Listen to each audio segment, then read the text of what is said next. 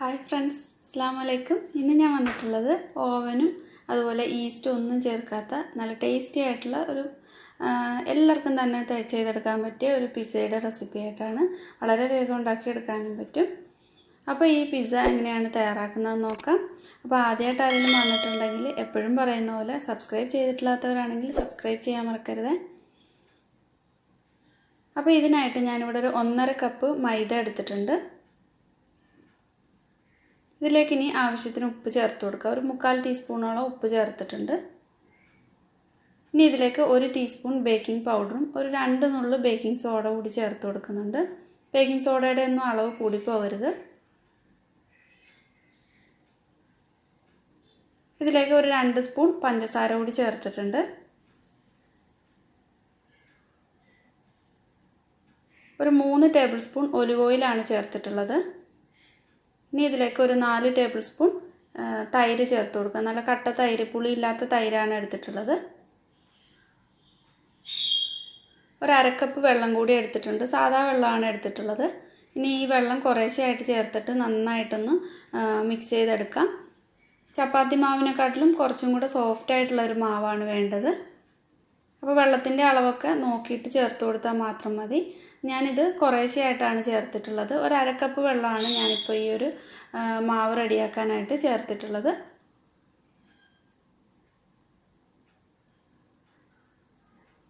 അരക്കപ്പ് മൊത്തത്തിൽ ചേർത്ത് കൊടുത്തിട്ടുണ്ട്.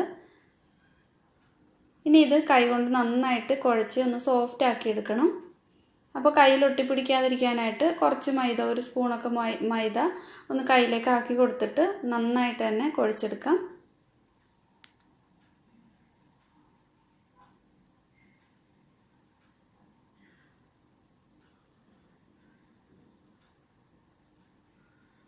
അപ്പോൾ ഇത് കുഴച്ചെടുത്തിട്ടുണ്ട്. ഇതിലേക്ക് കുറച്ചും കൂടെ ഒലിവ് ഓയിൽ ഒന്ന് നന്നായിട്ടൊന്ന് തടവിയിട്ട് റെസ്റ്റ് ചെയ്യാൻ വേണ്ടിയിട്ട് വയ്ക്കാം. ഒരു അരമണിക്കൂറോളം ഇത് ഒന്ന് റെസ്റ്റ് ചെയ്യാൻ വയ്ക്കുന്നുണ്ട്. ആ നേരത്തേക്ക് ഇതൊന്നുകൂടി ഒന്ന് സോഫ്റ്റ് ആയിട്ട് വരും. ഇനി ഇതിലേക്കുള്ള ഒരു സോസ് റെഡിയാക്കുന്നതിനായിട്ട് ഞാൻ ഒരു വലിയ തക്കാളി ഈ മിക്സിയുടെ ജാറിലേക്ക് ഇട്ട് കൊടുത്തിട്ട് ഒന്ന് പേസ്റ്റാക്കി എടുത്തിട്ടുണ്ട്. ഒരു പാൻ ചൂടാകാൻ വെച്ചിട്ടുണ്ട്. ഈ പാൻ ചൂടാകുമ്പോൾ അതിലേക്ക് ഒലിവ് ഓയിൽ ചേർത്ത് കൊടുക്കാം. 1 ടേബിൾ സ്പൂൺ ഒലിവ് ഓയിൽ ചേർത്ത് കൊടുക്കുന്നുണ്ട്.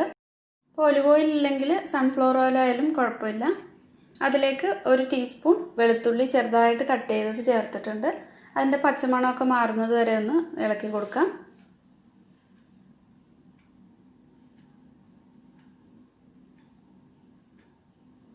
പച്ചമണമൊക്കെ പോയിട്ടുണ്ട്. ഇതിലേക്ക് ഇനി 1 ടീസ്പൂൺ മുളക് പൊടി ചേർത്തിട്ടുണ്ട്.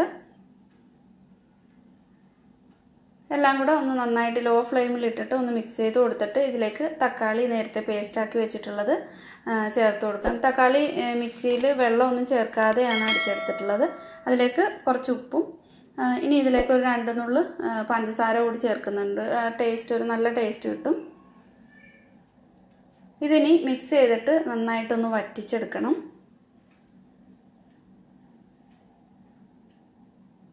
അപ്പോൾ ഇത് തിളച്ചിട്ടുണ്ട്.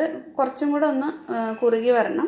ഇതിലേക്ക് ഇനി ഒറിഗാനോ ചേർത്ത് കൊടുക്കുന്നുണ്ട്. 1 ടീസ്പൂൺ. ഈ ഒറിഗാനോ ഒക്കെ ചേർക്കുമ്പോഴാണ് പിസ്സയ്ക്ക് നല്ലൊരു ടേസ്റ്റ് കിട്ടുന്നത്. അപ്പോൾ ഇത് വറ്റി ഇതിൻ്റെ എണ്ണയൊക്കെ തെളിഞ്ഞ് വന്നിട്ടുണ്ട്. ഇനി ഫ്ലെയിം ഓഫ് ചെയ്തിട്ട് തണുക്കാനായിട്ട് മാറ്റി വെച്ചിട്ടുണ്ട്. പിന്നെ ഇവിടെ കുറച്ച് ചെറിയതായിട്ട് കട്ട് ചെയ്തിട്ടുള്ള ചിക്കൻ പീസ് ഫ്രൈ ആക്കാനായിട്ട് വെച്ചിട്ടുണ്ട്. മുളക് പൊടി സാധാരണ നമ്മൾ ചിക്കൻ പീസ് ഫ്രൈ ചെയ്യുന്ന പോലെ തന്നെയാണ്. ഇപ്പോൾ അരമണിക്കൂറായിട്ടുണ്ട്. പിസ്സയുടെ ആ മാവ് നന്നായിട്ട് സോഫ്റ്റായിട്ട് വന്നിട്ടുണ്ട്. ഒന്നുകൂടെ ഒന്ന് സോഫ്റ്റാക്കി കൊടുക്കുന്നുണ്ട്. കൈ കൊണ്ട് ഒന്നുകൂടെ ഒന്ന് കുഴച്ചെടുക്കാം.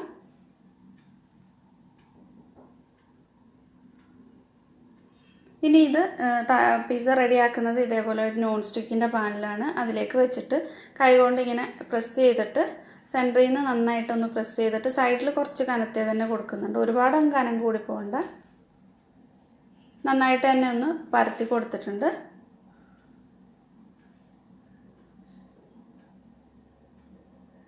ഇനി ഇത് ഒരു ഫോർക്ക് ഉപയോഗിച്ചിട്ട് ഇതേപോലെ ഒന്ന് കുത്തി കൊടുക്കാം. ഇല്ലെങ്കിൽ നമ്മളിത് വേവിച്ചെടുക്കുമ്പോൾ കുമ്പളകൾ പോലെ പൊങ്ങി വരും. അതില്ലാതിരിക്കാനാണ്. എന്നിട്ട് ഇനി ഫ്ലെയിം ഓൺ ചെയ്തിട്ട് കുറഞ്ഞ തീയിലിട്ടിട്ട് ഇത് ആ ഒരു സൈഡൊന്ന് കുക്ക് ചെയ്തെടുത്തിട്ട് അത് മറിച്ചിട്ടിട്ടാണ് അതിലേക്കുള്ള ഫില്ലിംഗ് ഒക്കെ വെച്ച് കൊടുക്കുന്നത്. അപ്പോൾ അടച്ചു വെച്ചിട്ട് ഒന്ന് കുക്ക് ചെയ്തെടുക്കുക. ഒരു 5 മിനിറ്റ് ഒക്കെ മതി. ഇപ്പോൾ ചിക്കനൊക്കെ ഫ്രൈ ചെയ്തെടുത്തിട്ടുണ്ട്. പിന്നെ കുറച്ച് സവാളയും ക്യാപ്സിക്കവും അതുപോലെ നേരത്തെ തയ്യാറാക്കിയിട്ടുള്ള സോസും നന്നായിട്ട് തണുത്തിട്ടുണ്ട്. പിന്നെ മൊസറല്ല ചീസ് എടുത്തിട്ടുണ്ട്. ഇപ്പോൾ ഇത് 5 മിനിറ്റ് കഴിഞ്ഞിട്ടുണ്ട്. ഒരു സൈഡൊന്ന് കുക്കായി കുറച്ചൊന്ന് മൊരിഞ്ഞ് വന്നിട്ടുണ്ട്. ഒരുപാടങ്ങ് മൊരിഞ്ഞൊന്നും പോകണ്ട. ഇതിനി മറിച്ചിട്ട് കൊടുക്കാം.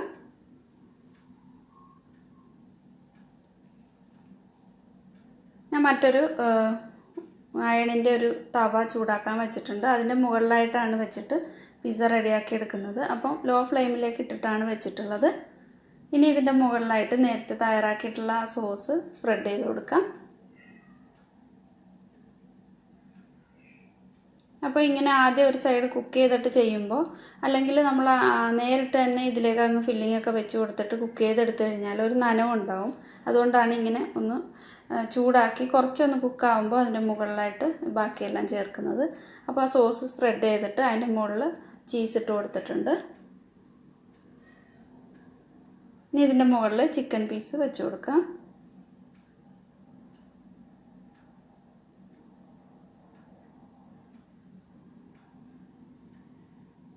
മുകളിലായിട്ട് സവാള ഇട്ട് കൊടുക്കാം. സവാളയൊക്കെ ചെറുതായിട്ട് കട്ട് ചെയ്തതാണ്. ഇനി നിങ്ങൾക്ക് വേണമെന്നുണ്ടെങ്കിൽ ഒലിവോ അല്ലെങ്കിൽ ക്യാപ്സിക്കം തന്നെ 2-3 കളറിലൊക്കെ ചേർത്തിട്ട് ഒന്ന് കളർഫുൾ ആക്കി എടുക്കാം. അപ്പോൾ അതിൻ്റെ മുകളിലായിട്ടും ചീസ് ചേർത്തിട്ട് ക്യാപ്സിക്കം ഒന്ന് നീളത്തിൽ കട്ട് ചെയ്തിട്ട് വെച്ച് കൊടുത്തിട്ട് കുറച്ച് ഒറിഗാനോവും കുറച്ച് കുരുമുളകിൻ്റെ പൊടിയും കൂടി ഇതിൻ്റെ മുകളിലായിട്ട് ഇട്ട് കൊടുക്കുന്നുണ്ട്.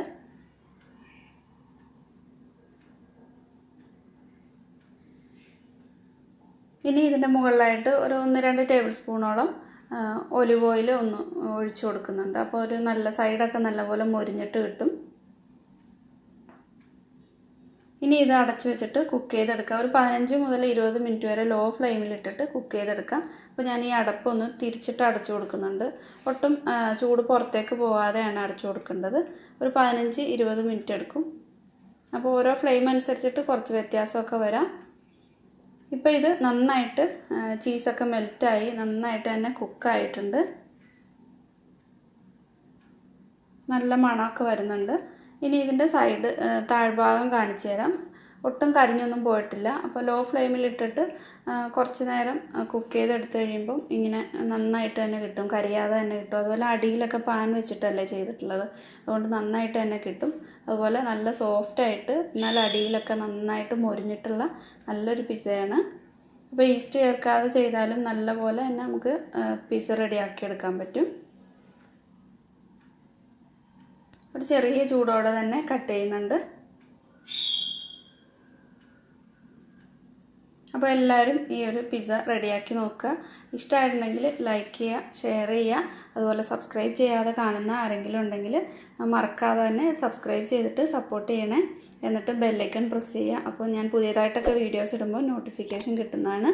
അപ്പോൾ വീണ്ടും പുതിയൊരു വീഡിയോ ആയിട്ട് കാണാം. താങ്ക്